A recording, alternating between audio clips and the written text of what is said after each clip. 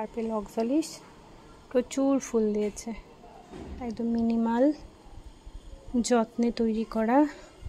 এই পার্পালিসের টপটা একটা দইয়ের হাঁড়ি, দেখলে মনে হয় এক হাঁড়ি পার্পেল অক্সালিস। ফুল ফুটেছে প্রচুর, গোলাপি রঙের ছোট ছোট ফুল, ভীষণ মিনিমাল।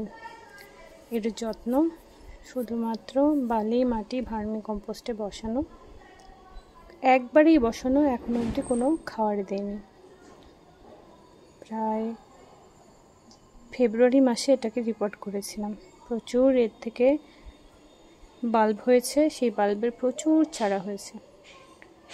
গাছের সবচেয়ে বড় বৈশিষ্ট্য হচ্ছে হালকা রোদ পেলে কি সুন্দর পাতাগুলো শেড হয়, আর যদি একটু ছায়াও থাকে ঠিক এইভাবেই ফুল হবে।